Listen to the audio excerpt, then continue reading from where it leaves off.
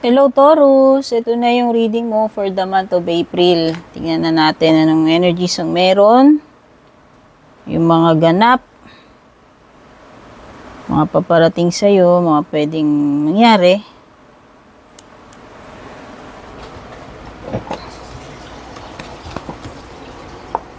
Maraming salamat pala kung lagi po kayo nanonood ng readings natin. Kung bago po kayo, don't forget to subscribe, like, and follow. Yung mga interesado po sa private reading, tingnan nyo na lang po yung nakasulat sa description. Mag-ingat kayo, may mga gumagaya sa akin, ha? Hindi ko po kayo i-add friend, hindi po ako maunang mag-message sa inyo. Yung mga interesadong mag-inquire, punta kayo sa official page ko. Lahat ng details nasa link. Wow! Overall energy mo, Wheel of Fortune, ang ganda. Ano yung blessing mo? The Devil card. Challenge. In the near future or what's next, meron kang Seven of Stones.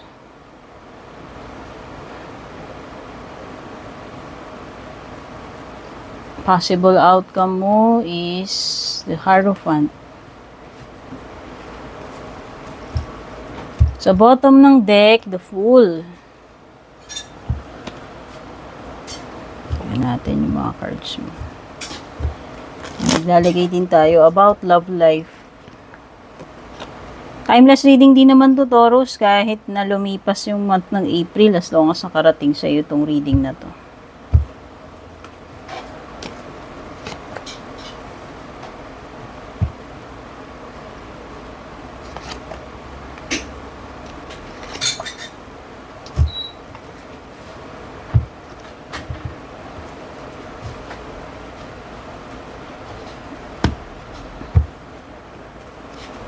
Wow, oh, may goldfish ka, tsaka rose.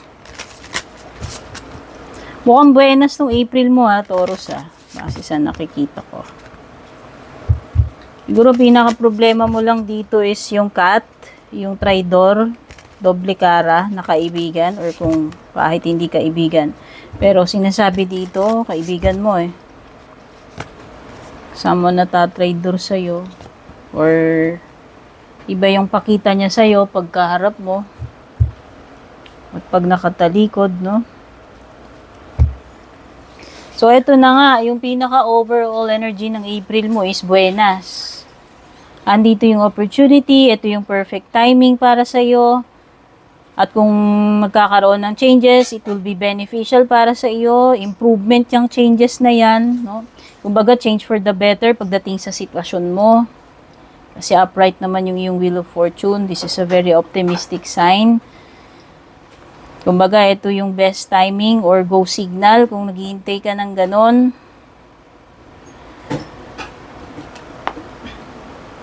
This also indicates panibagong cycle, no? Since lumilitaw din dito sa iyong bottom ng deck si Full card. So, meron kang bagong sisimulan, gagawin. Or bagong challenge, no? Or adventure. Ito ay pagtitake ng risk. So, mukhang maganda na mag-take ka ng risk this April. Kung ako tatanungin base sa card mo.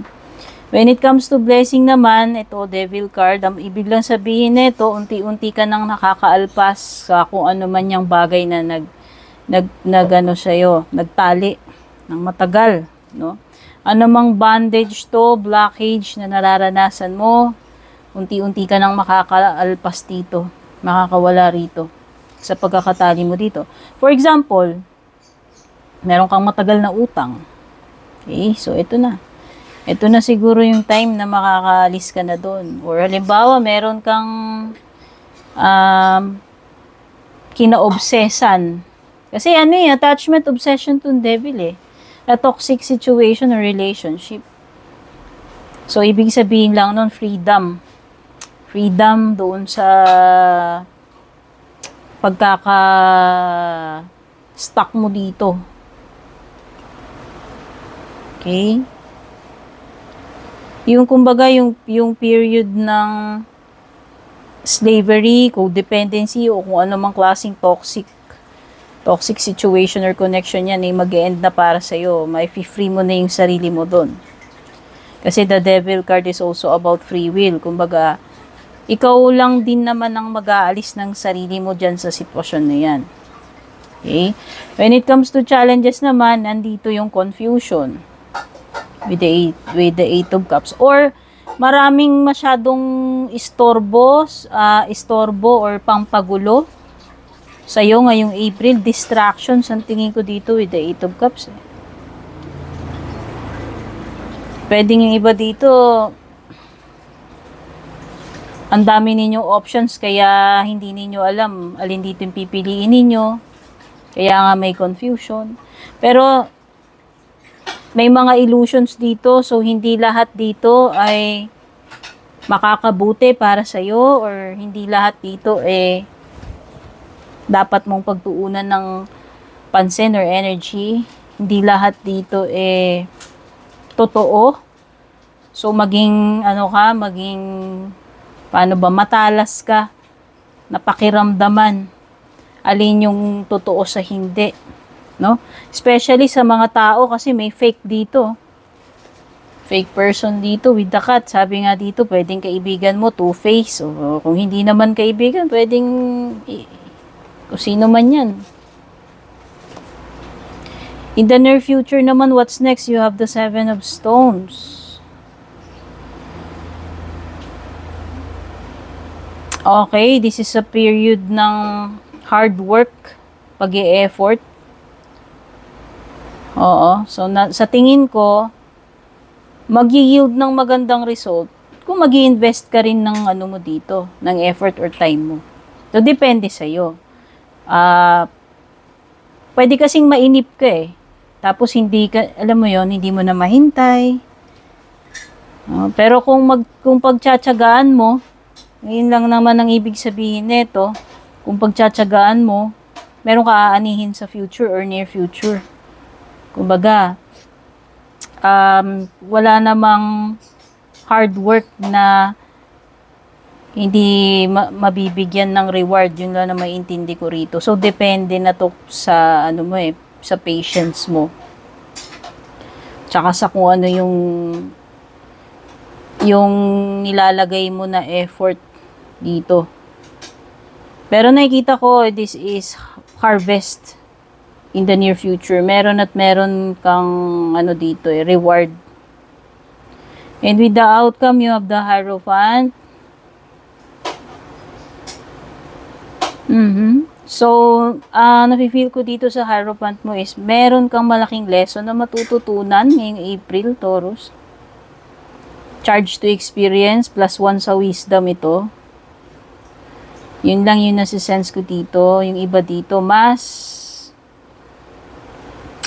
matiwasay. Alam mo yung kung dati walang direksyon ng mga nakaraang months. Nakikita ko mas organized, mas malinaw sa'yo eh. Kung ano yung dapat mong sundan eh. So, nakikita ko ito ay, kumbaga, you are on the right path. Kung ano man path kung tatahakin mo or tinatahak mo. Kumbaga, hindi ka na, alam mo yon yung hindi ka malilihis ng landas sa tingin ko. Kasi alam mo na eh. Kumbaga, natuto ka na ng leksyon. Okay?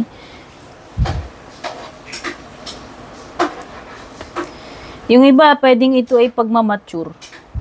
Para sa akin. Mas na to, mas wise na, mas stable na, mas klaro na yung pag-iisip, mas matured ka na. Yan. When it comes to your love life naman,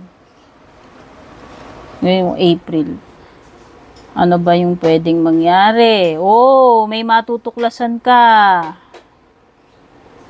Yung iba dito na nagkakagulo kayo, magkakaroon na kayo ng closure, kaliwanagan, kung may mga issue kayo nitong person mo.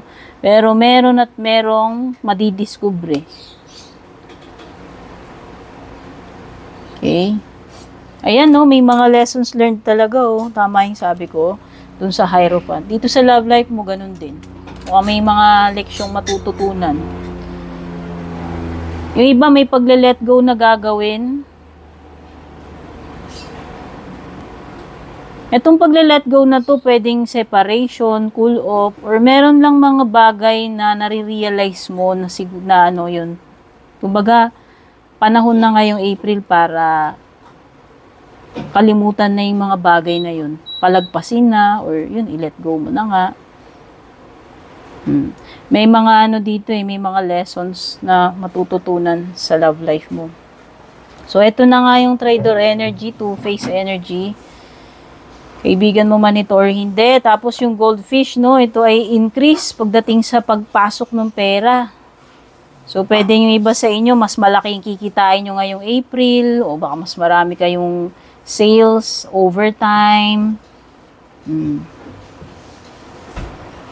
May bonus, hindi ko alam. Pero, hindi lang ito improvement in terms of financial, pati rin sa spiritual, which is nagmamatch na naman dito sa iyong Hierophant. So, ang pagle-level up mo, hindi lang sa kaperahan, kundi pati sa wisdom, sa spiritual. Okay? And ito naman ay nangangamoy pag-ibig. Romance. Sa mga single dito, taken mga single, merong kilig moment ngayong April. O baka may pagpasok ng bagong person sa buhay ninyo, or pagpasok sa panibagong connection or commitment, no? May bago kang makikilala, may bagong magpapakilig sa'yo, no? Pwedeng ganun. And, sa The Fool naman is pag-e-explore. Oh, ito ay new horizons para sa inyo. So, yung ibig sabihin nito, yung iba sa inyo, magte-take kayo ng risk, magbabakasakali kayo, meron kayong mga bagay na sisimulan, itatry, okay? Etong Fool na to is walang guarantee ng success, ha? Basta ang energy mo lang dito, ikaw ay positibo, optimistic ka. Doon sa papasukin mo kahit hindi mo alam yung magiging outcome. No? Itatry mo. Yun lang yun eh. And para sa iyong mga closing messages, communication is key. Kung meron mang problema, Taurus, ngayong April, importante yung pakikipag-usap, negosyasyon, communication ng susi dyan sa problema mo. Okay? Siguro ito ay nangangahulugan din ng